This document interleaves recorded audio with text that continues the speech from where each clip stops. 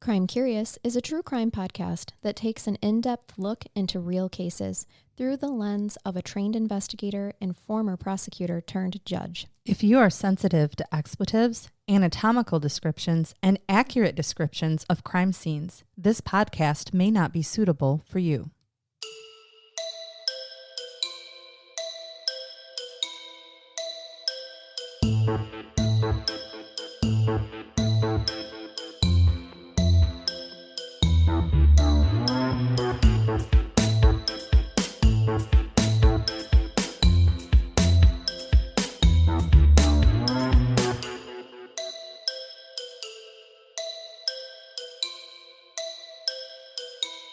Have you or someone you love been a victim of a crime that's still unsolved? Crime Curious has teamed up with one of the top private investigation services in the Indiana and surrounding area. If you have listened to us long enough, you know that we do not seek out services or products that are meaningless to us or hold no real value. So you can trust us when we say that Corbett Investigations comes with decades of experience you won't find anyplace else. Corbett Investigations is run by a former homicide commander of one of the country's most successful homicide units, has put over 400 people in prison for homicide, handled over 1,100 death investigations, and solved 33 cold case murders. To be real with you, Mr. Corbett had a really difficult time telling us what we should highlight in this segment because he does not like to sound like he's bragging.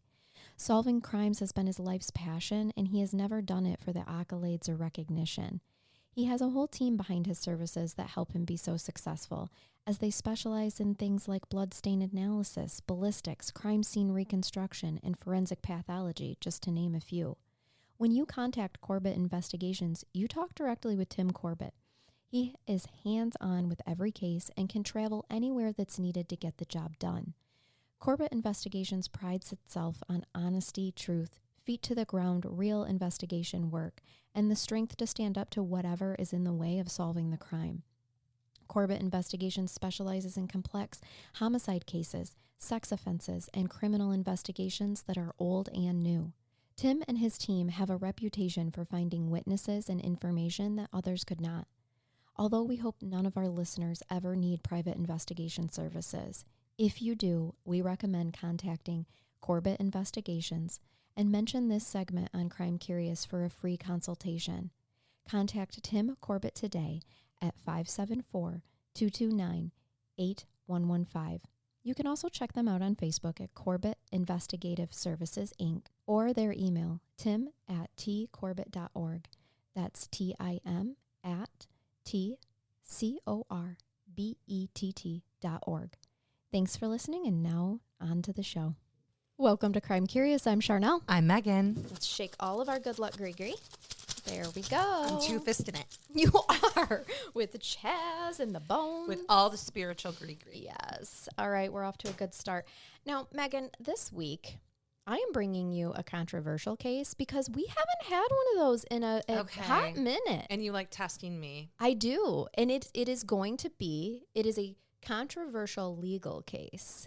So I'm bringing you your faves, really, right. Here. And I'll be careful. Excuse me, there was a frog. Oh! And I swallowed Freddie. And I'll be careful not to incriminate myself when making these opinions and assessments. It is, it's a case that has been fully convicted and gone through the legal process. So you're safe to make opinions. But I think the reason that our listener, James, and thank you, James, for suggesting this case, had requested it is because I think he knows you will find it you'll have some good insight to add. I hope so. There are supporters for a perpetrator out there in the public world. We get those. We do. And it's not to say that she's innocent, more so of just her sentencing. Okay. Yes. So I'm very interested to hear your thoughts here. Murders or dicks. That is like the whole premise of our case. But sometimes, and I'm just throwing this out there, you guys, sometimes you kind of like the dick. Well, and for the... I'm sorry. all the time I do. I'm sorry. But I know where you were. How what many? you were meaning. How many of you females will watch, or those identify as females will watch something like Women Who Kill and think to yourselves, "Well, she shouldn't have done that," but I can see why she did. Yeah, and for this case, it's going to be more of how much was she involved? How much does she really know? And the facts are interesting. You have here. it. You have me set up and wondering. So. Yep. This is actually commonly. Oh, I apologize, everyone. My microphone almost knocked me out. It happens. Whoops. And I would have covered briefly without panicking unless you stopped breathing, in which case I would have been like, You could have just press the stop button, press the stop button. could have taken my notes and just been like, and Charnell's knocked out, so I'm going to be carrying on now. This case is commonly referred to as the Sarah Pender case, but it's actually not one of the murder victims. Sarah Pender is one of the perpetrators. Some might view her as a little bit of a victim herself through the legal system, but we're going to, as I said, we're going to get there. Okay. We'll see where at the end of it we all fall. All right. I'm going to start this case off a little anticlimactically by saying that Sarah Pender, she was born May 29th, 1979, to give you some age perspective. She is a woman convicted along with her former boyfriend, Richard Edward Hull, or as I like to call him, Dick Ed Hull. Dick Hull. Yes, but his middle name is Edward. So if we shorten all of those names, Richard Edward Hull, his name is Dick Ed Hull. Okay. All right? Dickhead. We're just going to call him Dickhead. He is Dickhead. Okay. He absolutely is.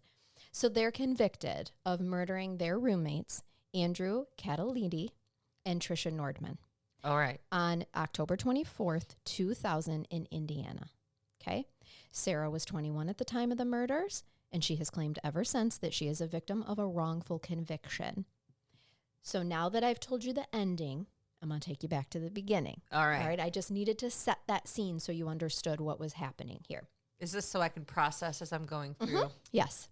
In 1997, Sarah Jo Pender graduated from Lawrence Central High School, and then she attended briefly Purdue University before she dropped out. So she worked as a secretary at the Carl E. Most and Sons, which originally I read Moist and Sons. I like that better. Yes, but I don't know what that is. I didn't take the time to research it because it doesn't matter. But Okay. feel free to if you guys want to. Richard Hull, Dickhead Hull, was 22 and her boyfriend at the time, and he worked as a bouncer at a bar. Okay. Now, he had a criminal history that included 6 misdemeanors. And As bouncers will. Sure. I bet they're all for assault. You Possibly. want that person to be your bouncer. They're not afraid to tangle, and they don't Right. have a problem throwing someone out on their ass. Yep, they like to throw bows. They like They to do. throw bows, and not the cheer kind. Nope. He also had 2 felony convictions for auto theft and residential entry. All right, so he likes to help himself Yeah, that to makes things that don't belong to a him. little less desirable as a bouncer, in my Sure. opinion. But. Sure. So Mr. Andrew Catalidi, 24, and Trisha Nordman, 25, they are the victims here.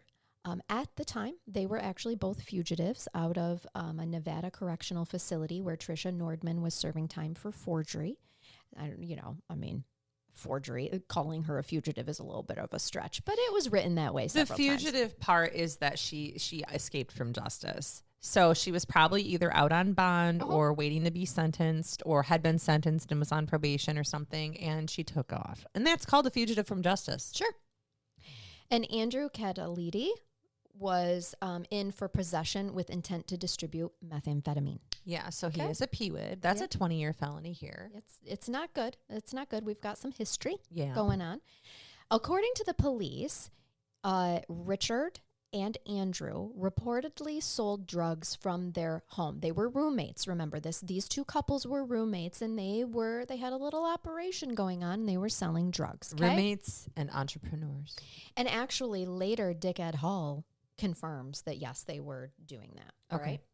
right. Some room for improvement by all 4 of them, I would say. I think we could probably agree, right? Yeah. Not to I'm not bashing the victims here at all, but they What were you're- young in their early 20s. What you're telling me right now, though, is that in terms of criminal histories, our perpetrator here, she actually has nothing. She just No, she's she did gone to not. college. It didn't work out for her. She drops out. Good for you. College ain't for everyone. No? And she's working and then meets this guy, or he happens to be her boyfriend. So she's actually living with 3 people who have criminal histories, and she does not. Right. The only thing that she's got going for her is that could be seen as negative is poor taste in men. Correct. That's all. Okay. Yeah, she does not have a Who criminal hasn't history. been guilty Absolutely. of that? And she's 21. Yeah. Who hasn't been guilty of that at 21? I Yeah. can't. If we were playing Truth or Dare, I'm just saying. Right. So No, never have I ever. That's the game I was thinking. Right. Yeah, That makes I'd be more taking sense. a drink. As you are of your coffee. You're very Well, healthy, taking a clean drink of coffee, playing Never Have I Ever, just means I'm in my 40s and not my 20s. Oh gosh. So, how do 2 couples go from roommates and essentially business partners to hating each other so much that one couple kills the other couple? Well, Because drugs. yeah, there's a lot of information out there about this case. So much so that I found myself feeling like I was wading through muck of misinformation, like a lot of things that were sensationalized and just general like bullshittery, Yeah. which isn't a word, but it should be.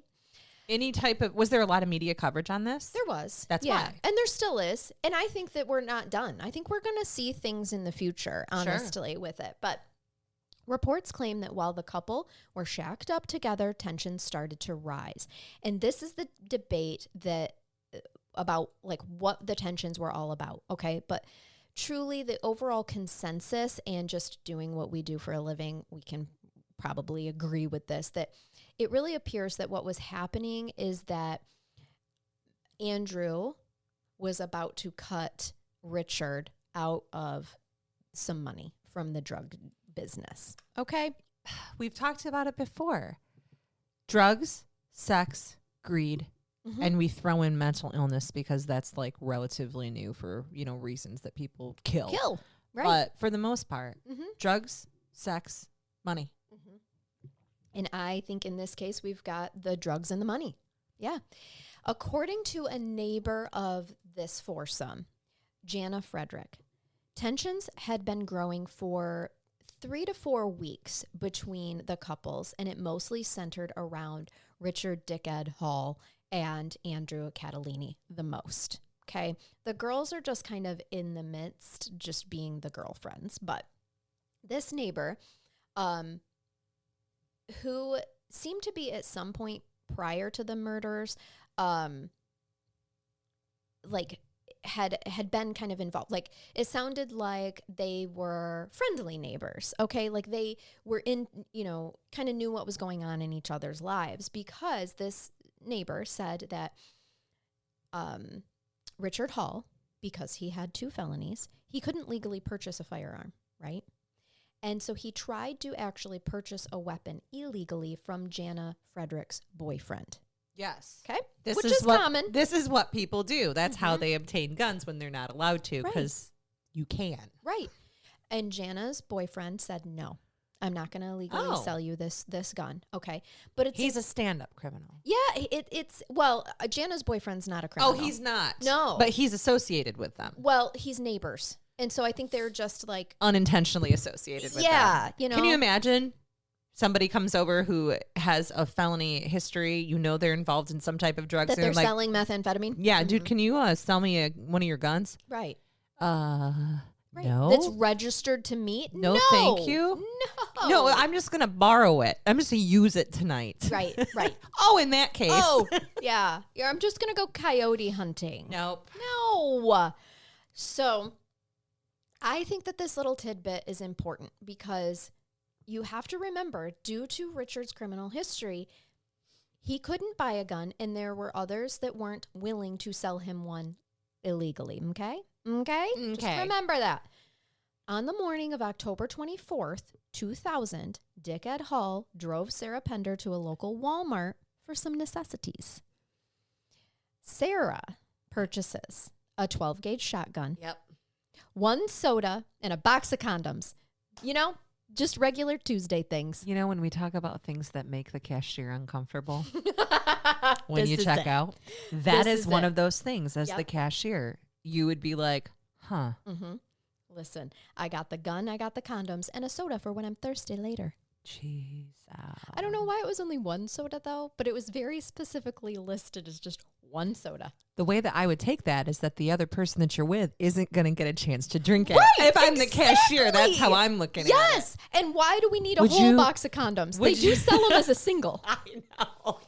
But I feel like people who buy a single condom are just looking for a less satisfying night for her. You know what I find? I think that they're just being realistic. I don't need 12. No, maybe not. But I'm not saying I don't need 12. I mean, we often would need 12. Right. That's the thing. He doesn't need 12. So funny. So funny. I'm going to have a good night with a shotgun and one condom. I mean, you're like, what are you going to do with her afterwards? This has explained everything.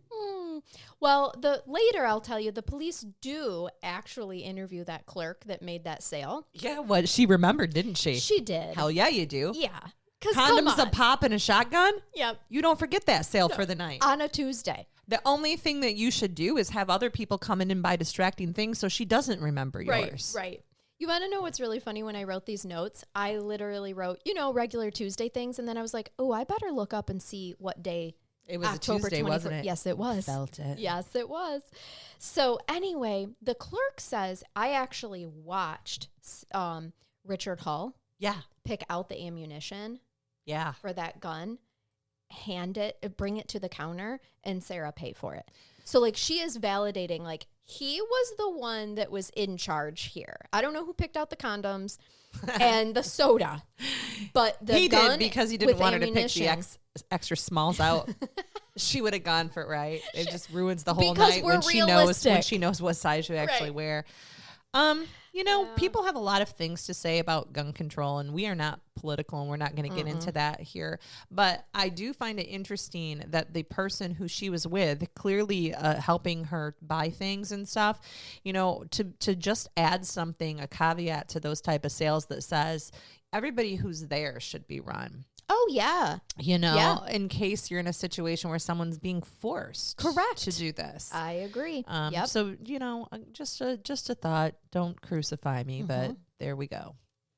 So after the Walmart trip, and presumably at some point in time after they may or may not have used the condoms and drank the soda. Car sex, of course. Sure. They actually went out for a little outing for the evening with Sarah's parents. Oh. And then they returned home about 11 p.m. Okay. And this is where things get a little hairy. Shortly after returning, Sarah left the home and took a walk. Now this is like a midnight strolling. Okay? She left. Like she needed to leave. Like there was something in there she didn't want to be around. Right. She left. She wasn't there. Okay.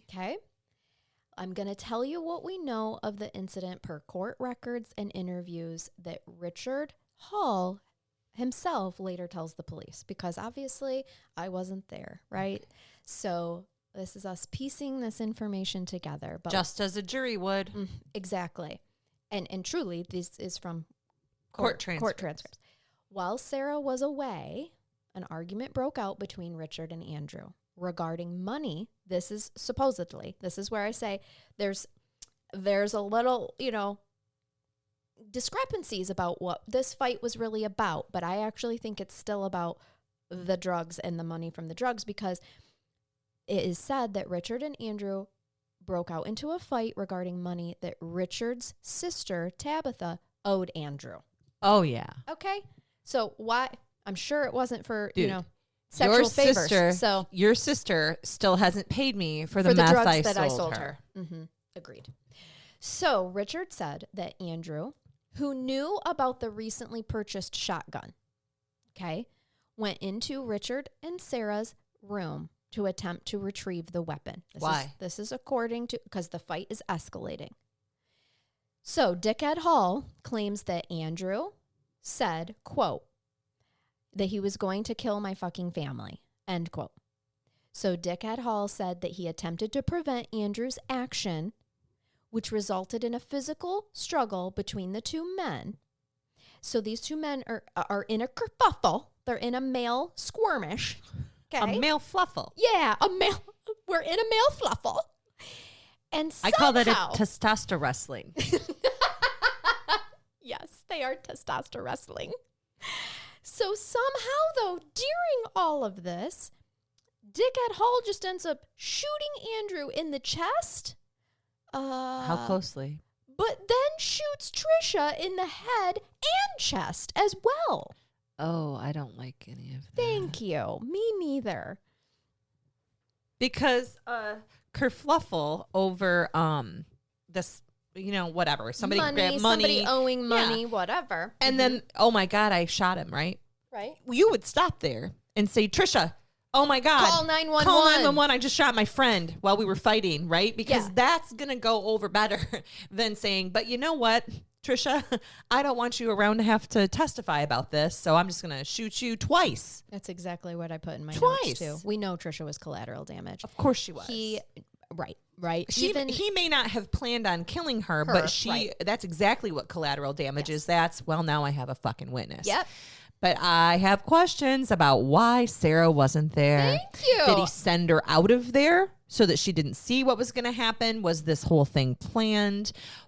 Did the argument start and Sarah went, fuck this, I'm out. I don't want to be here. I want to take a walk. I'm not dealing with And it's too bad Trisha didn't go with her. Right. Your testosterone bullshit. The testosterone right? wrestling. Yep. I'm not here for it. No. Me either, girl.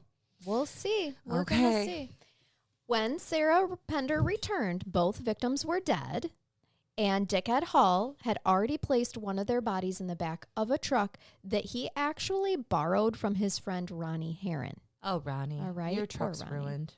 Ronnie let him borrow the truck the day earlier on October 23rd to remove items from a basement of a building that was part of their master plan for Richard and Andrew to create a meth lab in collaboration with a chemist from Las Vegas. Wow, Okay. that's a lot of information you just gave me. Yes, because they went from just selling the meth to now they're going to make it. This is like the Iowa Kingpin. This is my Dustin Honkin. Yeah. So Sarah and Richard then drove a few blocks away and placed the bodies in a dumpster where they were later found by a poor man named Steve Stoltz. Like, I'm sorry, Steve. Also, I can't believe I keep covering these cases where bodies are thrown away. This is bizarre. Human people as garbage. Human garbage cases is what you're doing. Can I tell you that? Which people probably don't know. If you're not a Patreon, you may not know that. Those were sorry. bonus episodes, They I were. think. Join Patreon. You'll get all kinds of extra content. Kinds of people as garbage, which we don't love.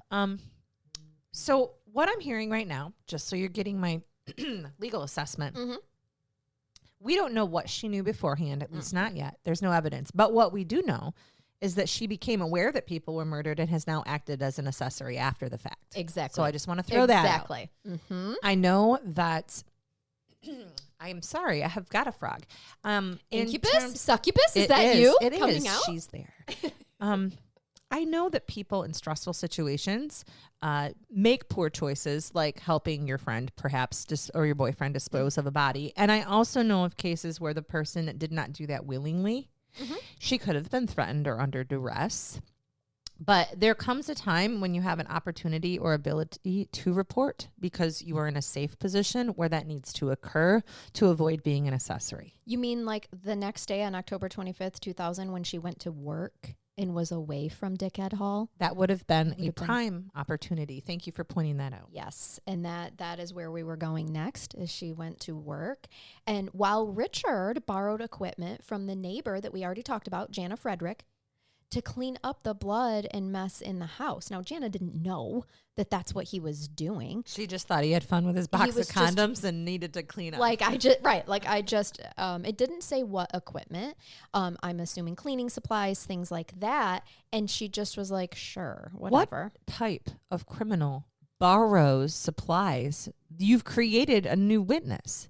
Don't borrow cleaning supplies. But when you go buy it, and it's all transactions are all documented. There are different ways to do this that I'm not going to assist them with. Thank but suffice it to say, there are ways to not get caught with your cleanup. Yeah. Well, I think he thought that just going over, knocking on the trailer next door at Jana's is probably not going to arise any suspicion to get some Clorox. This is why people steal things out of open garages after you make sure that there aren't ring cams. True. Which didn't exist then. Right. Yeah. The security systems did. So then the next day, on October 26th, the couple went to Noblesville, Indiana, to return the truck to Mr. Herron. I know where that is. I've been there. Now, Richard then burned several blood-stained items at Mr. Heron's home.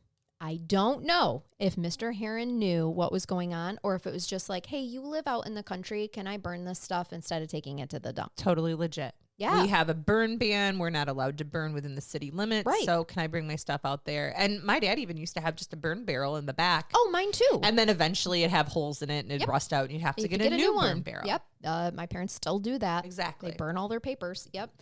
On the same day, October 26th, this is 2 days after the murders. Now, remember I told you that the bodies were found by Mr. Steve Stultz, right? Yes. So 2 days later, the detectives have identified the bodies and they have executed a search warrant for their home, which they remember, they share that home with Dick and Sarah. And no one has reported them missing, correct? No, they were found before they could be reported missing. Right. He found them the same day they were dumped. Okay. Yeah.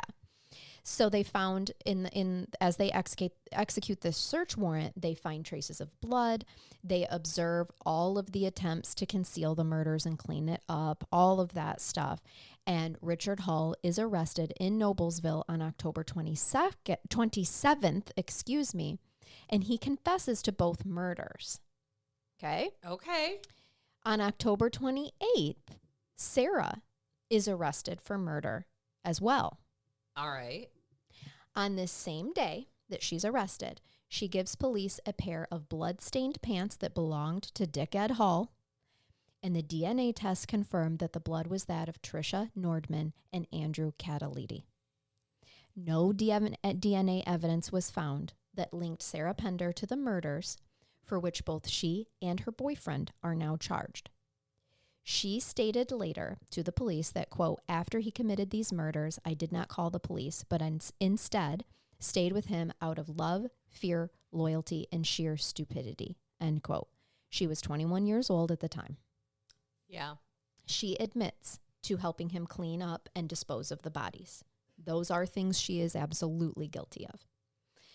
Okay. Now, this is where we get the controversial tea, so grab your grandma's china and best support bra and jock strap or both, whatever you may need. I wish this was a video episode. I know. Oh. So Sarah is awaiting trial for murders, as is Richard, all right? These things take a while, as we know, and remember the murders took place in October of 2000. So now I'm kind of going to take you through like a timeline of how it all goes down in a really crazy way. September 2021. I'm wrong. September 2001. Oh, perfect. Okay. So about 11 months after the murder, Sarah and another inmate who his name is Floyd Pennington, they had struck up a jailhouse pen pal romance. I love these. All right. You have to know Floyd is a convicted child molester and he has a rap sheet pretty long. Oh, she could have done better. Oh, yeah. Well, he's going to be in, of course, he's pen paling with chicks because he's going to be in there for a while. Right. All right. And so Sarah and him are pen paling. And they arrange to both, because they're not in the same facility, people. Keep that in mind, right? How in the hell do they know each other? They don't. They were pen paling, the inmate pen pal program. Okay, weird. It's a thing, I guess. I don't know why it's a thing. Don't feel like criminal sexual conduct convicts should be given pen pals. You and me both, but that is an issue we should tackle another day, my friend. Okay. Because they have a pen pal romance, and you know what they do? And this is actually reason number one why you shouldn't be allowed to pen pal with other prisoners is that they both arranged to have fake illnesses so that they would be taken to the Wishart Memorial Hospital on the same day, which is September 22nd, 2001, so that they can meet each other in person. This is romantic. Thank you. You didn't tell me. Yeah, so they're... he fakes, I get to it later, but I think he faked like a kidney thing, and I don't know what she faked, but they end up at the same place. He didn't have someone stab him for him? Just stab me right here, though, where it's not lethal. No, it was like faking pancreatitis or something. I don't know. I did put it in here somewhere, but now at this moment I can't recall. And I'm barely Well, irrespective, they have a plan and it works. They do. But you know what Floyd did? All right. So Floyd, pen paling with Sarah. And remember, his rap sheet's long. He's looking at some hard, long time. Well, so is she. Yeah, absolutely. He tells police that during this meeting with Sarah, she confided in him that she manipulated Richard Hall into killing Andrew and Trisha. Okay? Oh, fuck me, man. Let me tell you what Floyd Pennington's doing. Floyd Pennington is intentionally setting up this pen pal relationship so that he can get released. So that he can have information to give to the police so that he can make a deal. All right? And Sarah doesn't know this. So the whole time that they're pen paling, the authorities are allowing it because he's giving them information. So authorities at the jail do intercept a letter that Sarah wrote to Floyd Pennington, allegedly, dated September 22nd, 2001. And the statements in this letter did confirm that the two were together at Warshard Hospital. Okay. But I believe the reason that the two were able to be together at Warshard Hospital is because the police arranged it. They allowed it. Okay? Yeah, because otherwise two inmates aren't going to be next to each other. What are the fucking chances that you're right next to each other in the same room or within walking distance when you're supposed to be chained to the bed? They may have, knowing that hospital, specific rooms that are meant for prisoners. Sure, of course. Jackson has a couple of very large facilities in it, and they all go to Henry Ford to that hospital when they need treatment, and they have very specific rooms for them. So you are likely to be in the same area as other prisoners. Okay, but aren't you supposed to be chained to the bed? Yes. Handcuffed. Excuse me. Chained is a strong word. Handcuffed. These are people who are convicted convicts. We can say chained. They are chained because it's for the safety of the personnel. Right. And the public. And very often my mother, who used to work there and take care of the prisoners as a nurse, said she was treated more kindly by those prisoners than anybody else because she was there to help the people who were truly sick. Right. I believe that. So they were chained and cuffed for safety purposes, but my mom never felt unsafe. Yeah. So I don't know. I found that whole situation a little sketch, right? Yeah, we know so how this it is happened. September 20. That happened September 22nd, 2001. In October 2001, Richard Hall's attorney, so not Sarah's attorney, not Floyd's attorney. No, Dick's attorney. Dick's attorney gives the prosecutors a letter that he says was written by Sarah to Richard in May 2001, in which she confesses to killing the roommates. What? In this letter that was sent in May but was not turned over to prosecutors until by Richard's attorney until October. All right. So can I interrupt? Yes. Because this is speculation, but remember when I said this weird walk that she took in the middle of the night? Mm-hmm. Maybe perhaps it was because they were fighting. It also could have been that she freaked out, shot them, and left so he could clean up, which would explain why blood was all over his pants. I don't know. What did her confession letter say? Her confession letter said that she manipulated him into killing them, which is... Oh, so, okay. So he pulled the trigger. Uh-huh. But it was all her master plan. She manipulated him into it, which is... Remember, he's already confessed to the murders. Yeah. So pulling at Sarah's manipulation is literally the only defense that his attorneys have. And now mysteriously, there is this letter that Richard's attorneys have from Sarah that was supposedly written in May 2001, but not handed over to prosecutors till October 2001, that's saying, look, she's admitting to what I'm building my defense on. She's admitting to manipulating him. All right?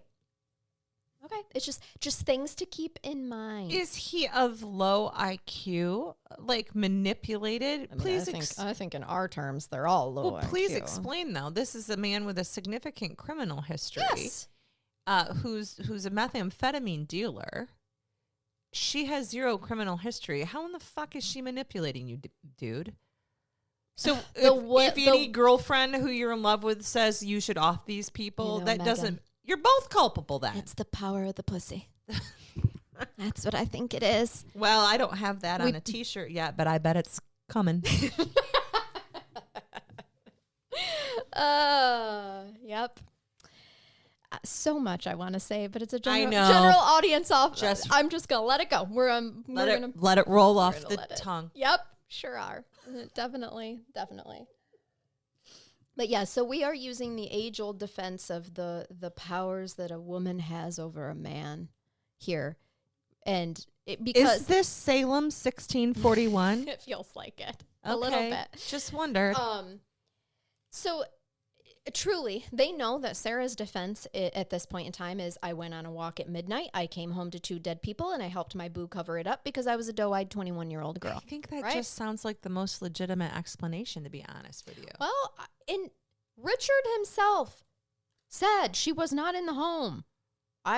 A fight broke out. I murdered them. Well, she helped me clean it up. He doesn't try to sell her out or incriminate her until they're in prison and they're not together anymore. Yes. And she's in love with another man. And when I don't even know that he knows that, but his attorneys have to build a case somewhere. Well, his attorneys might know that because at some might. point in time, I can't believe that the prosecutor, the police, they should be subpoenaing these letters, these records. We get to it. Okay, Don't worry. We get to it. So Sarah Pender's trial was held at the Marion Superior Court in July 2002 with James Nave, N-A-V-E, as the defending attorney. Or Nave. Maybe Nave. I don't know. We're just going to call him James because his last name's not important. Now, Larry Sells is the prosecuting attorney, and the presiding, he comes up more, so that's why I want you to know his name. We like Larry? No. We don't. We're indifferent to We're Larry. indifferent. We're going to see. It remains. Larry presents information. That's it remains Larry's to job. be seen. Okay.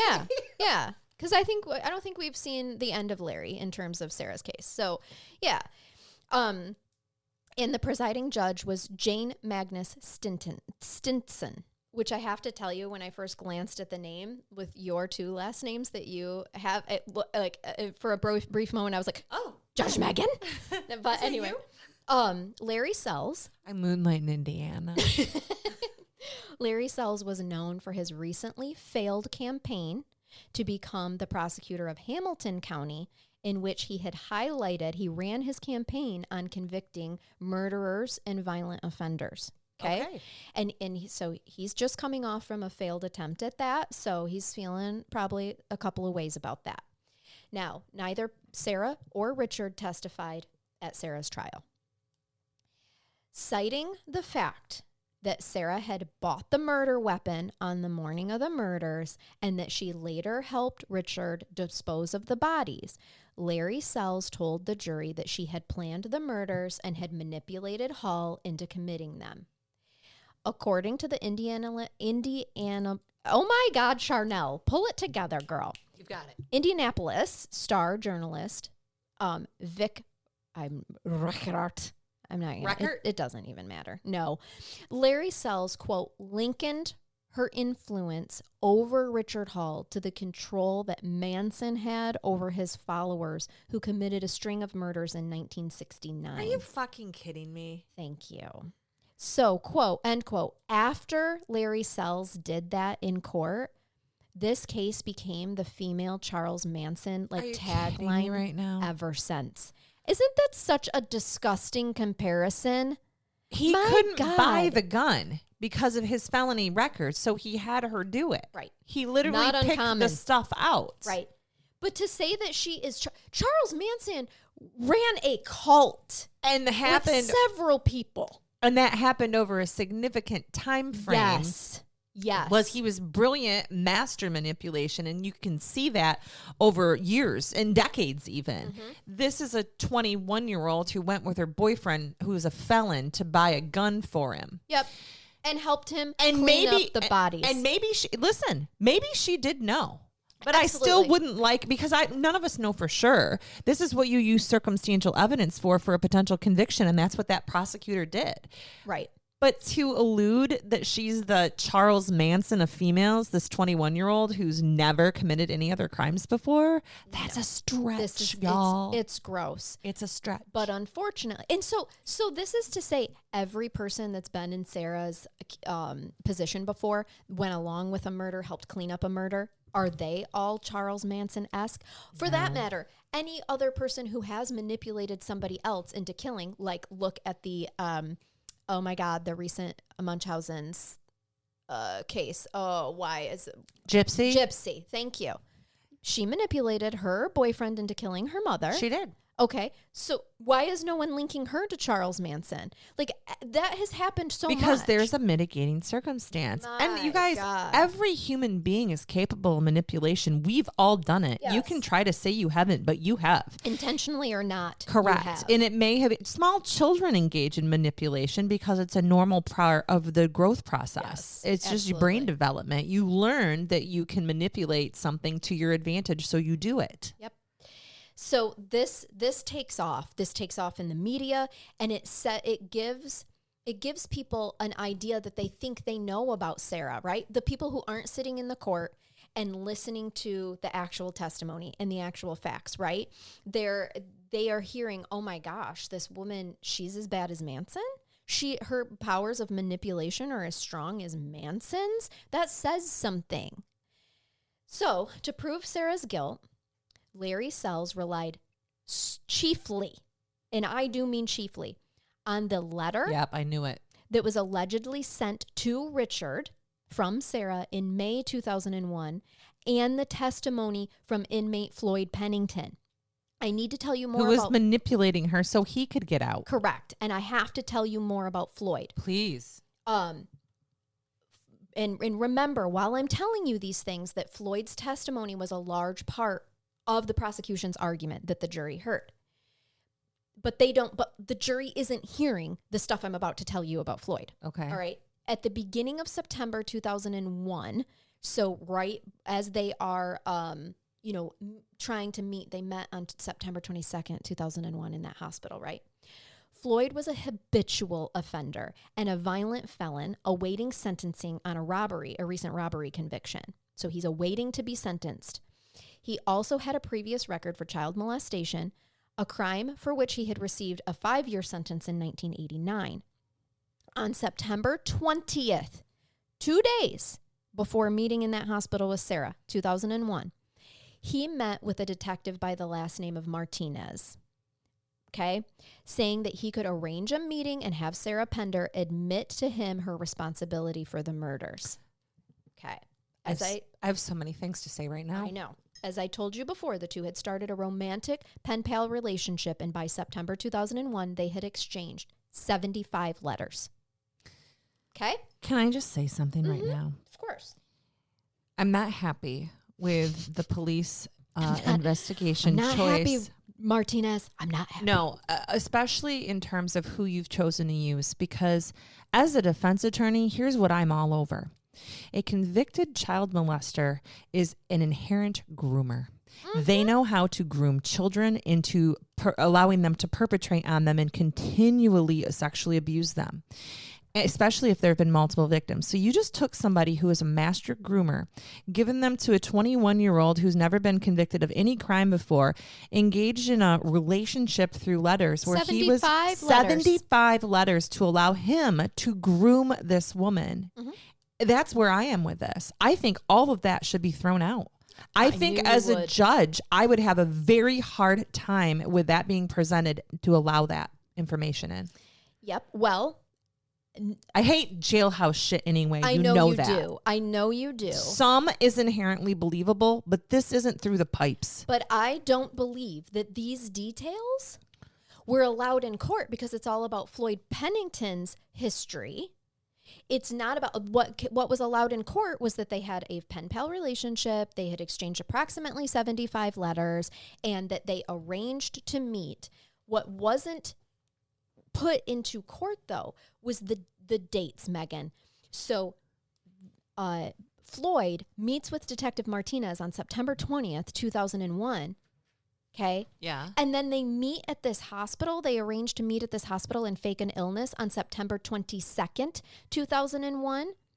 After this meeting with Detective Martinez is when Floyd wrote to Sarah Pender to arrange the date of where she would fake being sick and they would meet at Worshard Hospital. How did that letter get processed and sent to her within 2 days? How that fast? How did that happen? There was an of course it inside was job. That's how that happened. Because there was law enforcement or corrections personnel involved in this, and potentially the prosecution, who's going to know that this is happening and monitor it. And there's nothing wrong with that, by the way. Prosecutors' offices can monitor those jailhouse things. It literally tells you that you don't have an expectation of privacy in certain things coming in and out of prisons, okay? Right. Including telephone calls. Sometimes people are thrown off by that whole, this phone call is being recorded from a correctional institution. They ignore that, by the way, and say things anyway. What I'm still not loving is that you saying that information about him didn't come into court because, he's Him just the being a whatever. child molester You and stuff? absolutely have the right to impeach that witness. Yeah. You absolutely have the right to do that. Any defense attorney who's good, who hasn't violated in some type of ineffective assistance of counsel, is going to bring that up and crucify that person. I would. Thank you. And they did not. So I think there's some ineffective assistance of counsel here if that's the case. I agree. She could be guilty as hell, you guys, but I'm just saying through the legal system right now, she's being failed at this particular point. Absolutely.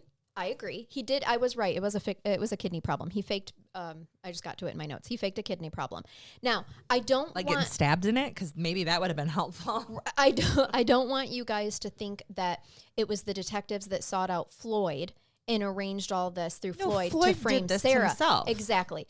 Floyd reached out to detectives and said, I've been having a pen pal relationship. Let me give you information. Let me meet her on September. Okay. So I wanted to make that clear. No, but. And you making that clear makes it even more important that he would have been impeached and questioned on the stand, because he did this on his own. Why? Agreed. Because he wanted something, because he was going to get something or thought he would get something out of it. Yep. And even if law enforcement never sought him out, you know that at that point in time, they're going to start making some agreements. Yes. You are allowed to ask somebody on the stand. It is just totally admissible. Isn't it true that you took a plea deal? Isn't it true that because of your testimony today, you're going to be released early? This is shit that has to come out. Right. I agree. So the two do meet on September 22nd after he faked his kidney problem. Okay. On September 28th, 2001, Floyd met back with the detective Martinez, and he gave a statement that said that he had been able to talk with Sarah Pender alone for 3 to 4 hours. And he said that when they were left alone, they met together 3 to 4 hours and they were left alone for a half an hour. So let me, make that clear. Sorry about that. Sarah admitted to him in that half an hour, Not recorded. right, that she had planned the murders, coerced Richard Hull to kill both their roommates, and that she was present in the house during the murders. That's allegedly, in that 30-minute time frame, what he told convicted child molester Floyd Pennington. All right? Hold on. I can see your mouth, but this is important. 11 days after agreeing to testify against Sarah, Floyd Pennington was sentenced for his robbery conviction. And it was not as harsh of a sentence as it could have been. And I'm going to give you another fun fact about why we don't do shit like this. In 2008, when he was released, he committed another rape within months of being released. Okay. That's the kind of person he is. Absolutely. That's why I wanted to include it. I kind of jumped to 2008, but I needed to just let you know after he testified against her for this is the kind of stuff that he continued to engage in. I don't like that presumably the hospital meeting's happening because now law enforcement does know that this relationship is going on. It may have been masterminded by him, but law enforcement, corrections, the prosecution, someone knows to allow for this meeting to happen. Why wasn't it recorded? Why wasn't there a camera fixed someplace? Him wearing a wire since he's potentially working with them at this point. State's witness, right? I am having a problem then that he talks about what happened during a half an hour conversation that no one else observed. And we're just supposed to believe And him. we're just supposed to believe him. Let me tell you a little more about Detective Martinez. In 2006... Well, good, because so far, I'm not a fan. Oh, you still won't be. In 2006, he moved to Idaho, where he worked for the Ketchum Police Department. And then in 2008, he had to hand over his resignation following an evidence mishandling scandal. This seems familiar. Okay. So let's get back to Sarah's trial. As we know, the testimony of child molester and rapist was used Floyd Pennington was used heavily against her. But also, I mentioned this letter that was handed over by Richard's attorney to the prosecution in the fall of 2001. In the letter, Sarah Pender took responsibility for the murder. It said, quote, "I wish I could go back and change the events of that night. Drew was so mean," meaning Andrew. "Drew was so mean that night. I just snapped. I didn't mean to kill them. It must have been the acid. When you said you would try to take the blame, I knew that you loved me deeply. At first, I thought you would tell, but you stuck to your promise." End quote. And then the letter ended with, "Destroy this." Now, this is where it gets bullshitty. Did she write it? Forensic document examiner Lee Ann Harmless, ironically is her last name, testified that the letter had been written by Sarah Pender herself. Defense attorney James contended the letter was a fake. He said that Sarah Pender was no clever criminal mastermind and that the murder was not a cleverly planned criminal act. It was an act in the moment. He argued that Richard Hall had shot Andrew and Tricia because they were about to cut him out of a big drug deal. Okay?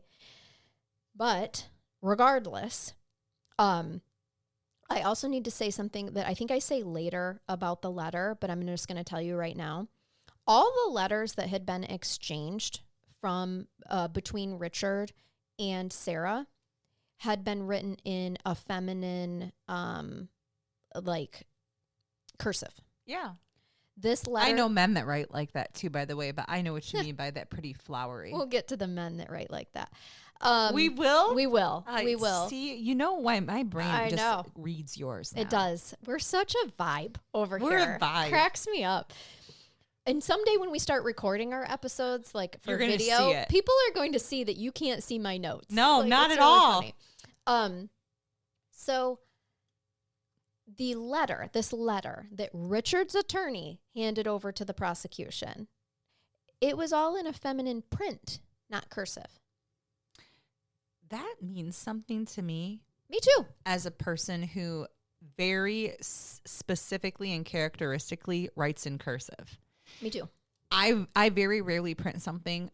Maybe if I was making a list, but I'm going to be honest, I can't really remember the last time I printed anything. I might print a random letter. You know, the only time that I print and I still have a hard time maintaining it for longer than 2 or 3 sentences. I do it on search warrants. Oh, there you go. Because it says print and then signature. So I do it then. And because it needs to be very clear, right? Mm-hmm. Cursive, everyone has their own style. Mine's beautiful. You can read every letter. But when you print, it's very clear and intentional when you're trying to write, right? That's the only time I print is when I'm trying to make sure that there is no room for error in the directions I'm giving you. Fair. So anyway. So now we have a printed feminine letter coming. Yep. But those are no, we have what I'm pulling at here are the 2 main pieces of evidence that was used against Sarah is this testimony from Floyd Pennington and then this letter that a handwriting expert says was for sure written by her, but all of the other letters were written in cursive and this one incriminating letter was written in print. Right. That's so 75 exchanges. That was between her and Floyd. Between her and Floyd. We're also in cursive. We're in cursive. Mm-hmm. That's what I'm saying. So there was so much to compare to. Right. Was there an independent handwriting expert employed? No. Why? I don't know. Defense Ineffective attorneys. use of counsel. Ineffective assistance of counsel. Sorry. Yes. Defense attorneys. Come on, man, woman, please. Well, we'll get... Good prosecutors and good judges do not want defenses to fail. No. When I was a prosecutor, the worst thing ever was to be up against a defense attorney who was bad. I want to be up against the best defense attorney ever so that I don't have to preserve my case and his for a mistrial. Right. Right. I'm frustrated. And I don't recall the amount of letters that were exchanged between Richard and Sarah, but it was ceased. Like they stopped their communication in July of 2001. When she found out he sold her out? Well, it was actually ceased by Detective Martinez. But allegedly by then, Hall's attorney had already had that May 2001 letter. But why didn't he hand it over until October to the prosecution? I don't know. That's the problem. There's so much to have delved into that required almost separate hearings. And maybe there are hearings that are not public record that were out of the scope of the public that occurred to allow them in. But I feel like no, because Sarah Sarah is very, very vocal about her case. Yeah, okay. I think that would have come up. August 22nd, 2002, she was found guilty of murder and sentenced to 110 years. Okay. Richard Hall pleaded guilty to avoid trial. His defense had been that he had been influenced by Sarah Pender at the time of the murder. He was considered at that time by the court as that was considered as a mitigating factor. He received 2 45-year sentences, so his sentence is less than Sarah's. 2 45-year? Mm-hmm. And she got 110 years. Each? She got 110 years total. Okay. He got 2 45 years. All right. All right. I mean, they're close. Either way, they're going to both die in prison. Sure. But this isn't where we end. Oh, I didn't think so. Oh, no. We still got pages of notes, okay. So strap in. I told you to get your best support bra and jockstrap. I'm wearing it. Richard Hall actually wins an appeal for a new sentencing in 2004. Okay? I'm listening. Sarah's had been denied. I figured. But Richard wins an appeal. He shows up on May 4th, 2004 for resentencing, and the judge actually increases his sentence to 90 years because they found there was an aggravating factor. Let me tell you what that aggravating factor is, Megan.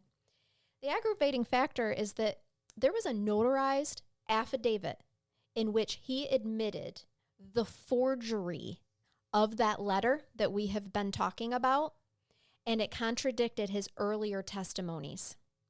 Okay? He admitted that it was forged? Yep. Despite a handwriting expert saying it was her? Yep.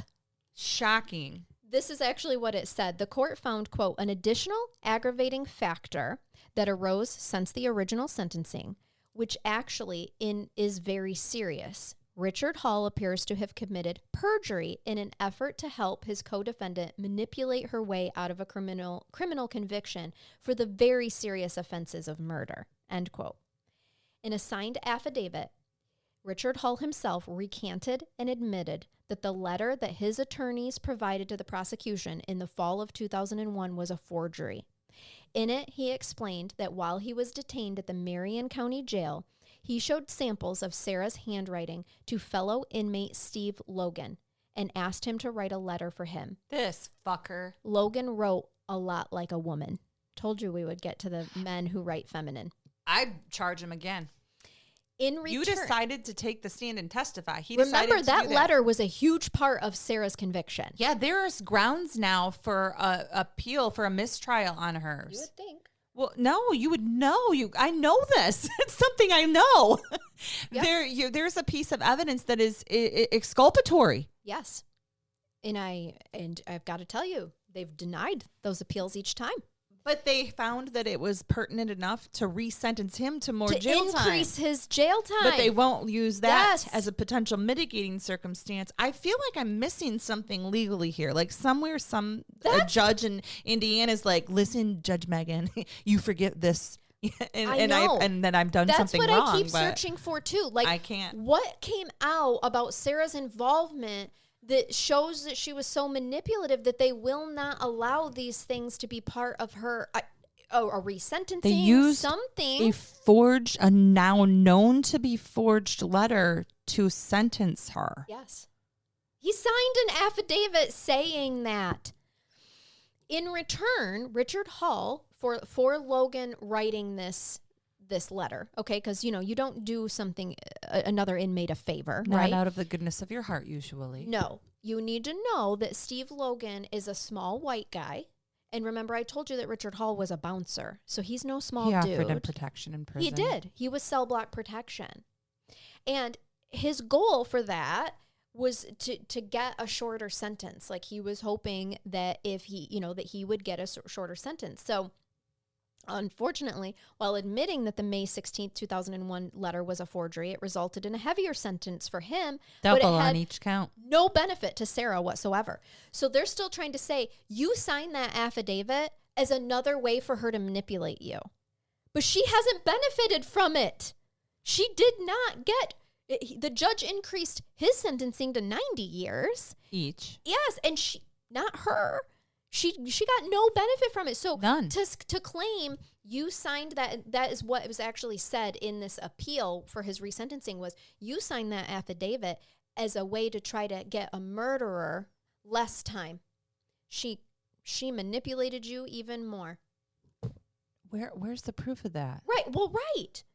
Because she's Charles Manson. She's the female Charles Manson. No. And I agree with you. I am not saying she's totally innocent in all this. No, she belongs. She's guilty of murder by virtue of her being knowledge accessory after the fact. These are things that we know can happen. Okay. Yes. And I don't think she's saying that she's not guilty. No, she has admitted her involvement in those regards. Yes, absolutely. I'm just saying the whole way that this went down, I can see why there are supporters for her from a legal standpoint of like she has not had the correct legal counsel.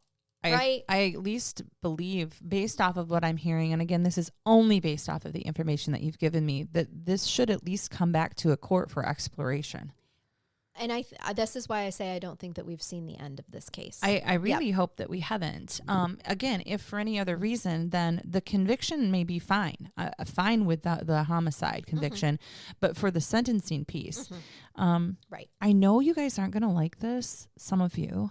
Not every person convicted of murder or homicide actually deserves life or the death penalty. Right. There are sometimes mitigating circumstances where it should be mitigating circumstances. There are situations where you may assess somebody who committed a crime in the heat of passion who is very rehabilitatable and potentially unlikely to ever commit another offense. Then you have this Chomo who she was writing letters with that police allowed to continue in this relationship, who clearly, if he was assessed psychologically, would be a known reoffender. So they're going to let him. And he did. And he did. And he proved that point. But let me be clear. The letter in question was not written to Floyd Pennington. No, I know. This letter, I know. I just, for the sake of like clearing it up for everybody's brain. The printed one was written to Dick one Ed. was to Dick Ed Hall. Yep. And exactly. So it's 2004 that his sentence gets increased. September 2nd, That's just funny, by the way. I know. I did get a chuckle out of that too. September 6th, 2005, he actually testified in court that he got a fellow inmate named Steve Logan to forge the confession letter. Now Steve's in trouble. The other thing that you need to know this guy has no care for anyone. You're not going to like this. Okay. Sarah's fingerprints were not on the letter, but you want to know the prints that were? Richard Hall and Steve Logan's.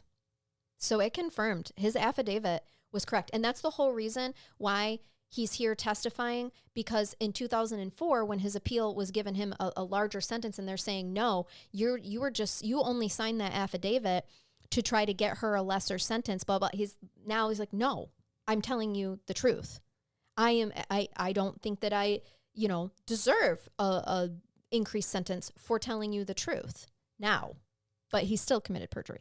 So from the original, again, 2002 case, even more though evidence to show that she had nothing to do with that. Yep. The only prints on it were him and the writer of the letter, the forger. And here's the thing: Sarah Pender's lawyer James Nave did not question Steve Logan or suggest the possibility that he had forged the letter during her trial. Okay, none of that comes out in her trial. And I'm assuming she would have told him, dude, I didn't write the letter. Of course. I didn't write the letter. Yep. But she didn't take the stand for herself No. because she has a right not to, and it's often Right. not a good trial move to do that. And Richard Hall did not testify at her trial either. Okay. He could have requested a handwriting expert for the defense. If a prosecutor has a handwriting expert come in, you can, as a defense attorney, request a private reassessment of that. Well, I think at the time, so Sarah's trial was first because he was admitting. Mm-hmm. So he admitted, got less time, right? I'm sure as part of the whole There is a the plea whole deal. plea deal, right? Exactly. And so it was. I don't think that he expected to get the 45 years for each prisoner, or excuse me, For each each murderer. My apologies there. And so it's after that fact that he's like, wait. No, let me now give you some real information now that I know what my sentence is going to be. Yeah, I got fucked. I didn't realize I was going to have to spend the rest of my life 2 lifetimes in prison. Well, it wasn't 2 to start with, but it became 2 lifetimes after. I do want to say, too, in the 2005 hearing, he also does admit to killing both of the victims, and he makes statements that he was not concerned about the people that he killed, and that Sarah was not present, but she did help after the fact. Agreed. Okay? So there's guilt there. She should be sitting in prison, but yes, she's sitting in prison on a factual basis that may not be true. It wasn't allowed to be fully and wholly explored by the jury in her case because they weren't given all of the information. Yeah. And another fact that I wanted to throw in there too is that Detective Kenneth Martinez, as we know is problematic, he actually could not find the sealed envelope that this alleged letter came to Richard in prison. This is just bad. Like that needed to come out. Handling. Mm-hmm. Well, and that's why It's he no called longer is a detective. Well, but it's Bad called a evidence chain of handling. custody. It is. And the prosecution has to prove that the chain of custody with any evidence that has come into their hands was followed. It was speculated that it had been already thrown away. I don't love that. And I hope a jury was allowed to consider that, but they obviously weren't allowed to consider a lot of things regarding that letter. I agree. And some of that may be through the fault of the defense as well, by the way. I agree. Yep. Yes. And so, I like that you said the chain of evidence because that is truly what makes him have to hand over his badge in 2008. Strangely. Yeah. Chain of evidence. He still scandal. he had an evidence issue in that he did not follow same. And the other thing, Mr. Logan, he doesn't exactly admit that he wrote the letter, but he does testify at Hall's 2005 hearing that Mr. Hall had shown him letters of Sarah's writing and asked him to write some sort of letter as a way to reduce his charges or sentences, which Mr. Logan says he did not do, but he did review letters that she wrote. That's why his fingerprints were on them. Yes, yeah. On one occasion, according to Sarah, Logan admitted to one of her private investigators that Richard Hall had requested him to forge the letter to incriminate her. Yeah. He told that to one of Sarah's private PIs. investigators. Okay. Yep. Now, Sarah's 2007 appeals are denied, so she decides to take matters into her own hands. You're not going to love this.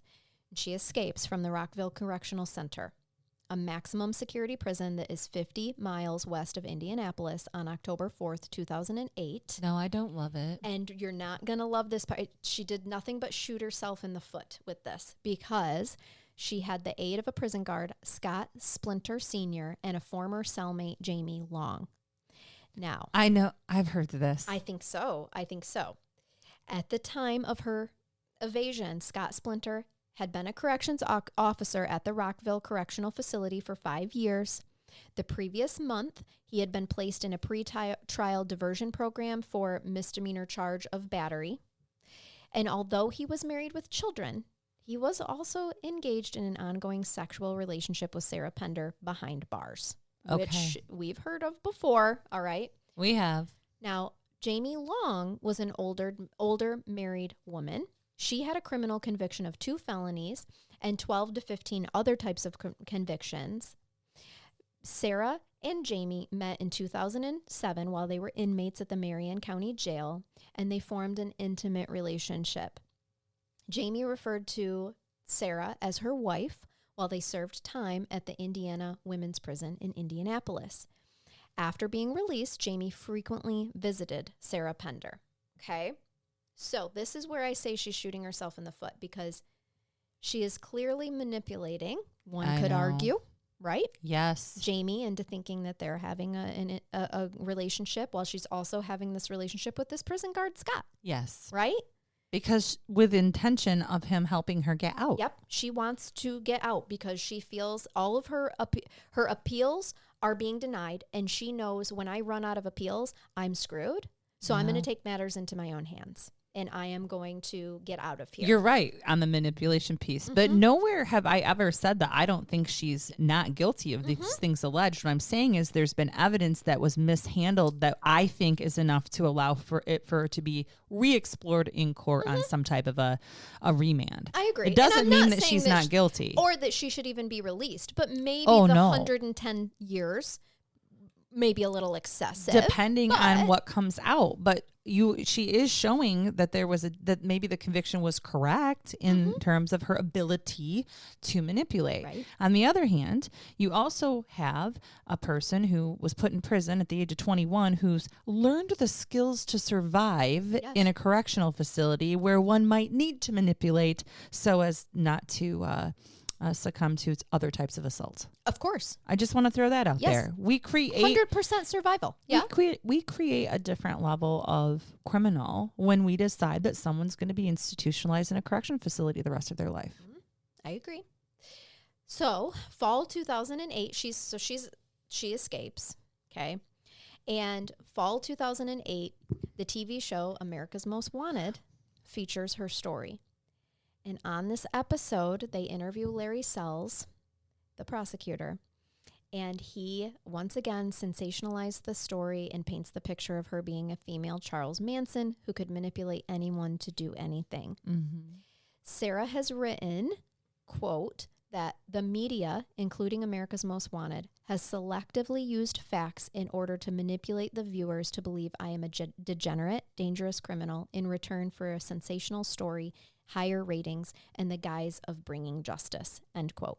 I don't disagree with that portion. I don't either. Did she write that from her cell after she was rearrested for escape? Yeah. Good. Supporters of Sarah claim that Splinter was aware of the media's depiction of Sarah and used it to minimize his responsibility. That's Scott Splinter, remember.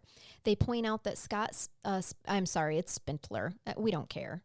Anyway, he did not, they point out that Scott did not act out of misguided love for her because Sarah actually promised him $15,000 payment for his services, which the media, including America's Most Wanted, never reports. Oh.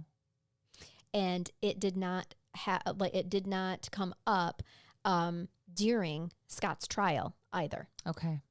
So Sarah's supporters further point out that the relationship between Sarah and Scott was not an exception at Rockville. 2 months after her escape in October 2008, Roger Heitzman, another correctional officer at Rockville, was arrested by the state police for trafficking and engaging in sex acts with other female inmates. Yep. Because the case was not as high profile, no one claimed that Heitzman was a victim who was manipulated by that female involvement. No, he was trafficking her. Officer. The corrections officer that she manipulated, you guys, he's guilty of criminal sexual conduct because he was in a position of power and control while she was a prisoner. Prisoners may manipulate these situations, but you are the one who swears an oath. You cannot, no matter how much you're manipulated, engage in sexual activity with an inmate. You're supposed to say no. It is criminal sexual conduct. It literally makes you a rapist, basically, by statute. Also, dude, you're married with children. Dude, you know what? Come on. That's just to the side of the law at this point because he obviously has no respect there. Correct. So I don't like so many things about this case.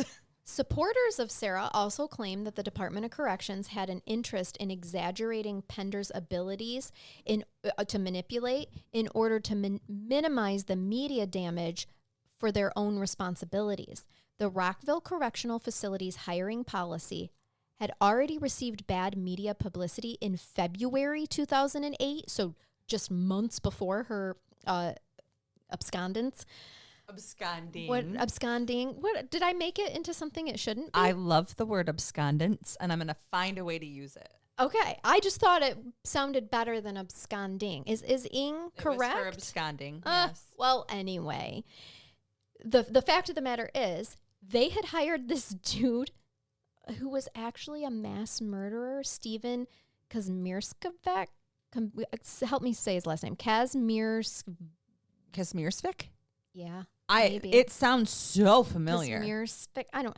It's a very long, Polish name. likely Polish or Russian. I don't know. It's got a lot of K's and Z's in it, people. Yes. If Steven. we had Brain Bath Jason here, he could help us with his Polish roots.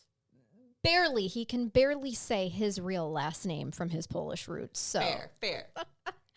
But it was revealed that in February 2008, they had hired this mass murderer, and he'd been there since 2007 working as a correctional officer, Megan. So they don't want more bad publicity because this publicity had just come out in February. Then all of a sudden, in August, it comes out that the Scott guy, same year, 2008, the Scott guy is sleeping with this inmate and helps her escape. So they're like, oh yeah, let's grasp at the straw that she's a master Charles Manson manipulator or Charles Manson-esque manipulator, right? That whole thing is rubbing me. The other thing too, Not how I like to be rubbed. I know, not the good way. The fact that the guard that was posted at the gate did not search Scott Splintler's vehicle on the day of the escape, as he should have, should also be noted, okay? Like, here we have... Do they traditionally search They're law supposed enforcement to, yes. or CO's cars? It's a part of their policy. Well, that makes And sense they didn't. because even if you weren't a corrupt police officer, corrections officer, someone actually could escape and hide in your vehicle and then like kill you. So Right. yes, I can see where that makes sense. You should. So oops. Yep. So much policy accidentally didn't get followed. Didn't get followed. So here in this same year, we have 2 dudes sleeping with inmates. We have the fact that we accidentally hired a mass murderer. So yeah, I do think that this does show a little bit of the supporters of Sarah Pender to point out that she didn't commit any violence of any kind, planning or executing her escape whatsoever. Okay. All right. But she still, is found guilty of murder. So, but I don't disagree with any of that. But all right. So December 22nd, 2008, after America's Most Wanted airs, police arrest Sarah on the north side of Chicago, where she had been living and working under the name of Ashley Thompson. Her neighbor watched the episode and was like, I think that might be Sarah. Yeah, that happens on Yeah. America's Most Wanted.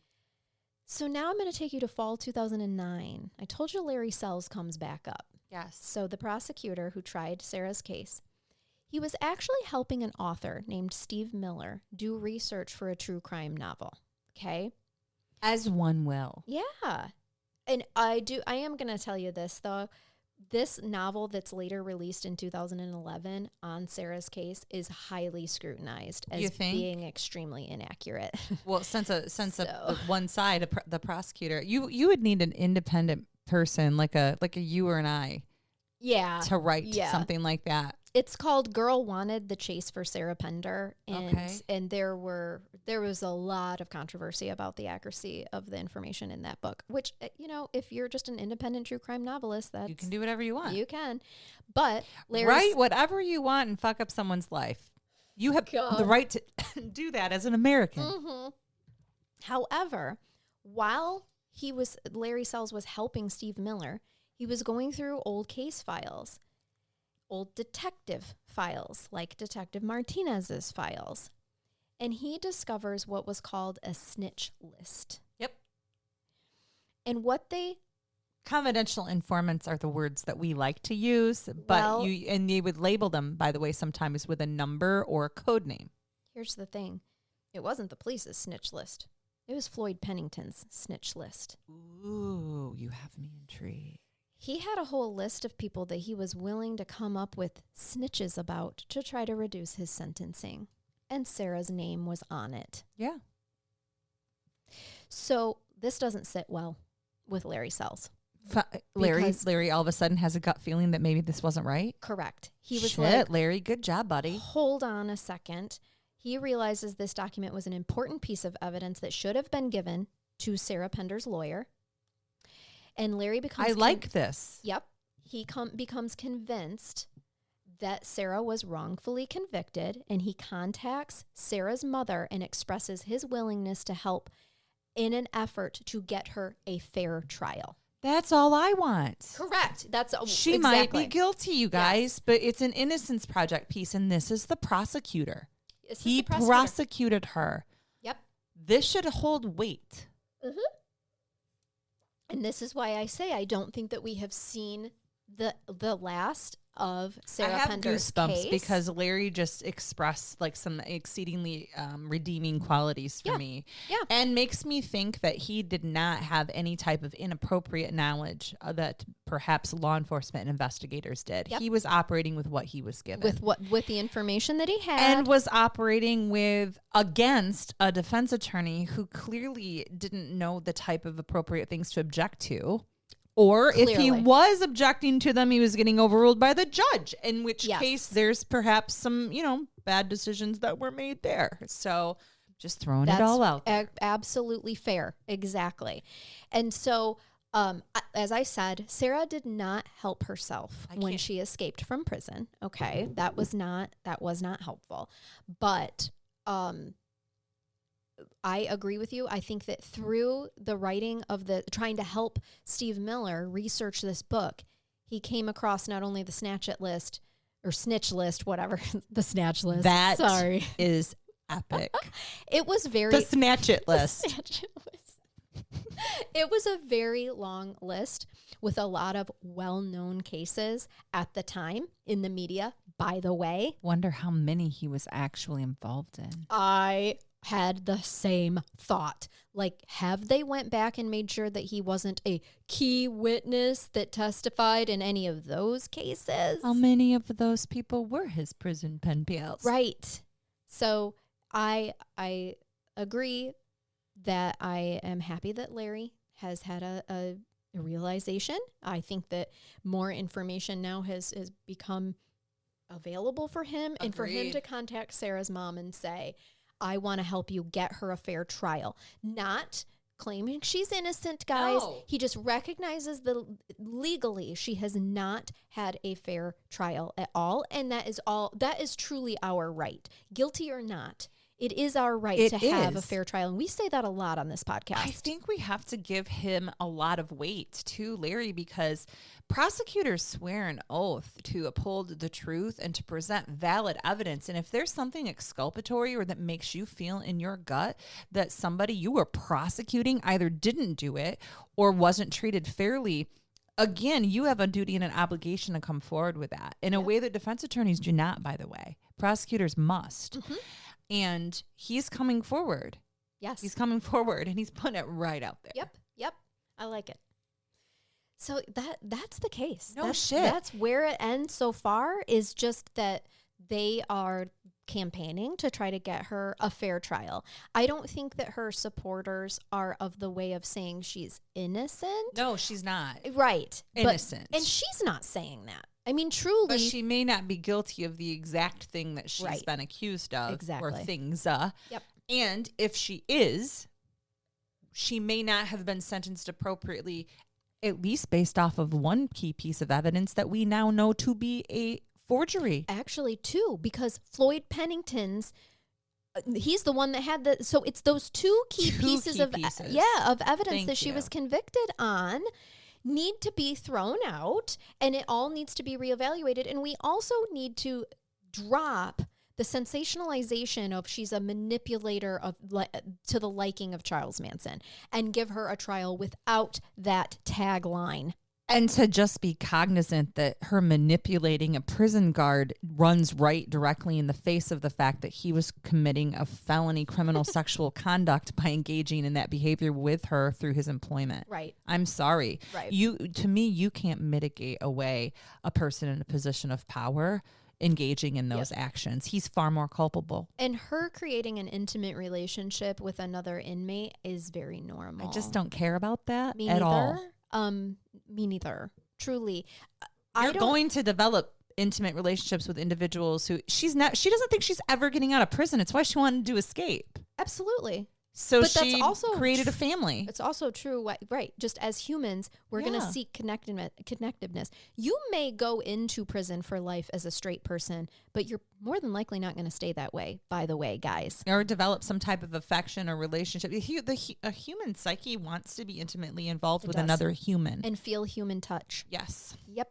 A hug. Yes, anything. It can be sexual, but I'm just going to go with hug because that's the most normal thing. Yes, and people need to be those touched. things can lead to other things for our connectiveness, our need to feel intimate I just connection. don't know why that would even have been an issue or had anything to do with her previous actions. Because they wanted to say that she was manipulating. Well, she developed into this because she was put there. She didn't ask to be put to prison for life. Like, it does take you having multiple people to help you escape.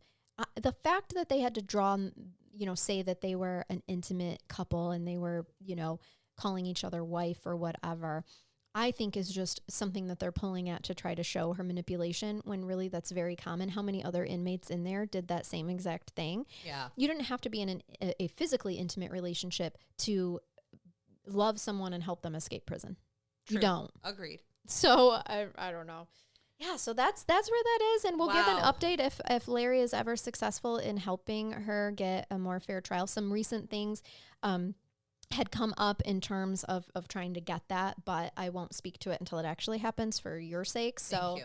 Yeah, it's just, I thank you, James, for recommending that case. I like some of these more controversial cases once in a while, and it's not okay to murder people or help people. I got fired up. I know. I get fired up. That's a good one. Are you ready for a brain bath, though? Switching gears. Yes, I am.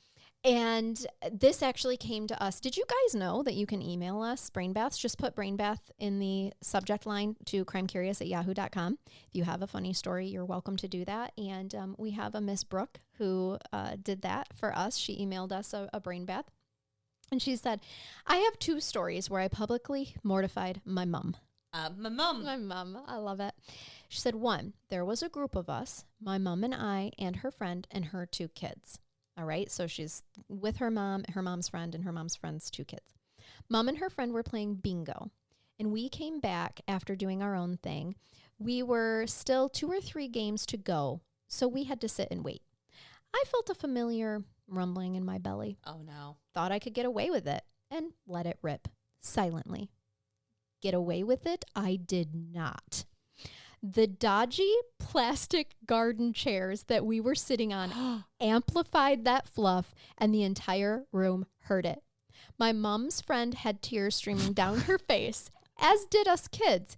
My mom, however, was not impressed. No.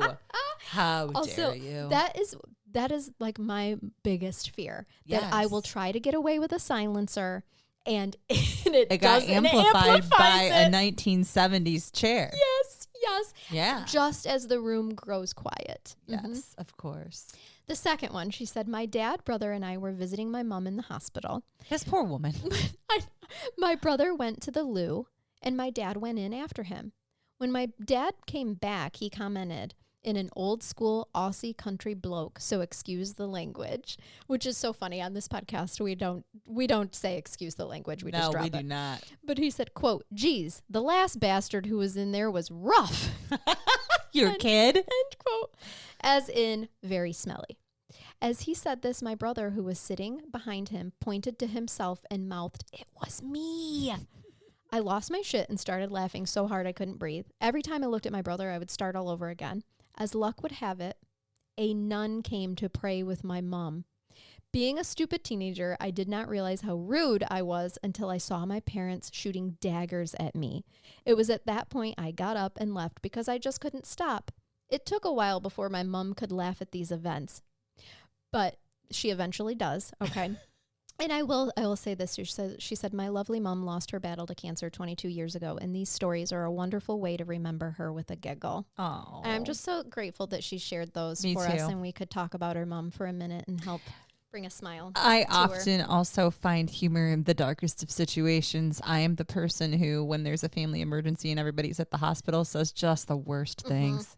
Well, at least making not when a bad nun is comments. standing in the room. No, yeah. I just, and if you find a medical professional that can joke around back with you, it's even more fun. I love it. One of the times my sister was in the hospital recently, like last year or so, because she was having some stuff go on. We're just getting sick of constantly getting called for these emergencies. And my brother-in-law finally was going home to get some sleep. So I'm sitting there with her, and this, I assumed was a young doc or a PA of some kind, comes in, and I said, hey, before you touch my sister, how many drinks have you had tonight? And he, without a beat, looks at me and goes, only 2, I'm still good. And my sister's like, come on. I'm like, I like him, he can stay. Right. I like him, he can stay. Well, and then, of course, he's like, I'm joking. But I'm Right. like, no, I'm aware of that. I was waiting Yeah. for somebody to, You play. don't I have need to be, say it. I needed to be played with. Yes. I needed to be entertained. I need entertainment. I need to be entertained. It's too serious in Yeah. here. Well, if you're a Patreon, the bonus episode that we're about to record for them after this, the brain bath, is all about funny prostate exam doctor stories. That sounds Yes. So fantastic. if you're not a $10 a month Patreon, you should be, because they're getting their third bonus of the month this week. All you got to do is take your finger and press the button. Speaking of prostate exams, and you can listen. you can listen to It will feel better than a prostate exam as well. I mean, beggars can't be choosers. Maybe. I guess I shouldn't. I don't have a prostate. I don't know if say- that's enjoyable or not. I don't. I think possibly for some people it is. I also don't have a prostate. So. Right. I can't speak to it. I don't know. I can only imagine. Yep. But anyway, all right. Thank you all so much for listening. Hope you enjoyed this episode, and we hope that you Keep it curious. and keep listening. Bye-bye.